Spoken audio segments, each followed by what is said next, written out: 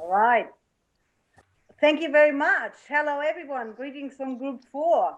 We've got Sudhir Dhavan, our mentor from IE India, Abhishek Shukla from BEDI India, myself, Eva Kutka from Agility Australia, and Fabio Dalmo from Expotrans Italy.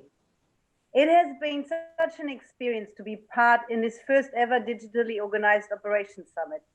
We learned from all the interesting guest speakers, from the IELA admin and our wonderful mentors. We shared experiences with so many people from so many countries.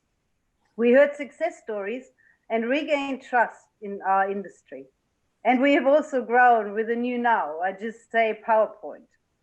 We made friends and connections across the globe, gained new expertise, and leave this Operations Summit with the knowledge that together and with a positive mindset, we can make tomorrow bright again.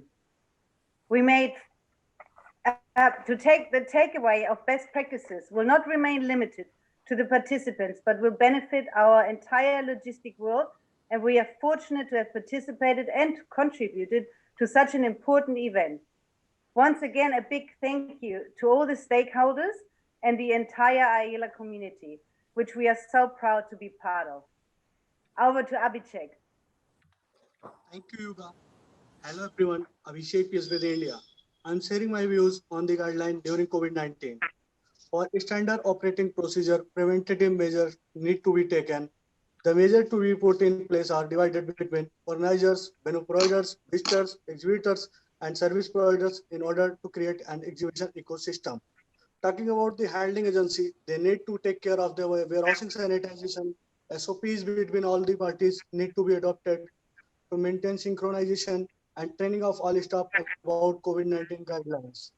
Regarding the exhibits move in and move out, identification objects like wristbands need to be managed and distributed in advance. Also, we have to divide floor plan in time zone and screen all parties that enter the venue. On-site service need to be improved with electronic billing, maintaining 6 feet distance, and also the regular sanitization of all touch points. Health and safety recommendations are availability of PPE, pre and post screening protocols, and daily briefing about awareness. For on-site operation, we require screening processes such as signs at labor check-in stations, separate quarantine areas, and no handshaking, only namaste to promote social distancing at all time. Thank you. Over to Eva. Thank you, Abhishek. How do organizers cope with the change? It will take some time for bigger physical events to bounce back, but there were many opportunities for organizers to adapt and move some events into the digital world, and most proved very successful. Here are some examples of event evolutions in Melbourne. The Melbourne International Film Festival went digital and had their largest ever audience, partnered with local restaurants and liquor stores to offer takeaway in conjunction with screenings. You're now visiting the National Gallery of Victoria. The NGV has engaged almost 15 million people on social media. My kids have worked on many school projects visiting virtual tours on NGV every day. Both have learned to adapt and keep visitors engaged. With doing that, they also attract new audiences from more remote or international locations, for example. They're educating new people, and that creates new revenues, starting with new memberships, tempting future visits. The amount of interest in the content should stay when things go back to more normal. As for events where a more digital format is not possible, organizers are trying to adapt their events and not to cancel or let them disappear. We can assist the organizer communicating to the exhibitors, updating, stimulating new ideas, like sending the exhibits without the exhibitor, and offering new services to temporarily replace the need for company representatives. Organizers have established consistent measures based on expert panels and state restrictions to be able to organize regular events as soon as possible and to provide assurance and confidence that health and safety of all exhibitors, visitors, service partners, and employees are #1 priority. A trade event is not a mass gathering and can be successfully and safely held under the new practices. See Caravan Salon. Operational procedures and the use of equipment are mostly the same. but the interacting with each other is totally different and needs to be planned for in minute detail. Regulations need to be followed strictly and observed by all parties. This is detrimental to regain trust of regulating bodies and exhibitors and for trade events to happen and continue to happen. Logistics providers play a huge part in assisting to match some of the measures out on the loading dock and provide safe and controlled environments, especially during load in and out times. Fabio will tell you after about some interesting gadgets which could change the way we work during build-ups. You see now a floor plan of the caravans along 2019 versus 2020. After all, the reduction in exhibitor numbers and freight has been significant, and the increased stand footprint with wider aisles should make it easier for us to implement and observe all the new procedures. Over to Fabio. Thanks, Eva. Digitalization of our workplace. Hello, everyone. I'm Fabio Dalmo, Expotrans, Italy. Is digitalization an enemy for our business? Personally, I don't think so.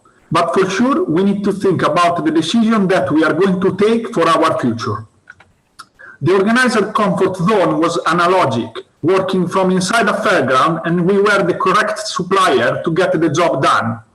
During this tough time, the organizer adapted themselves, and they accelerated the digital event innovation, find along the way a different supplier with the right know-how experience.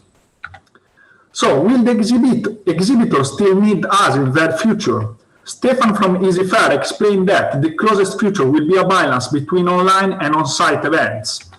Nod from MCI was more straightforward and did advise to us that to be ready and reinvent ourselves. Personally, I think both of them are right. We must add new value to our services, new brands and new activities to support exhibitors also for their digital events and of course carry on in what we are good at, logistics. But digitalization, is there anything that digitalization can do for us as well as a forwarder? Stefan showed to us that digitalization is great, but it's great to create product to be sold. And we don't sell product, we sell services. So how then this technology can help us? What about if we make digitalization work for us? For example, reading plate number, scan goods for sizes, read code and send instruction. That will make us more faster, more accurate, and our department will always be updated.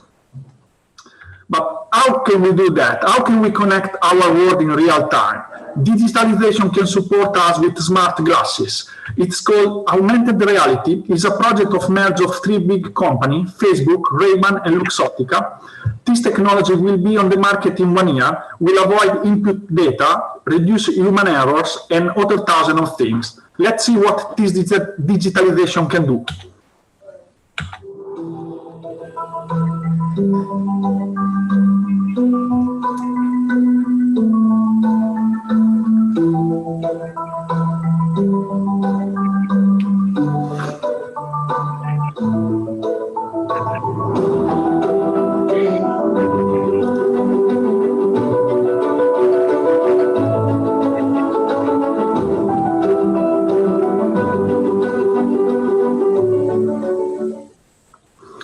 Isn't easy for me to explain a $2 billion project in 2 minutes. What is important to me is that I hope you did catch the potential this gear has to offer for our future.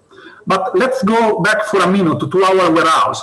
Think for a moment if this technology will be embraced for our client depot, from the airport warehouse, the fairgrounds gates, ports, etc. We will create a real-time link for the entire chain of our businesses.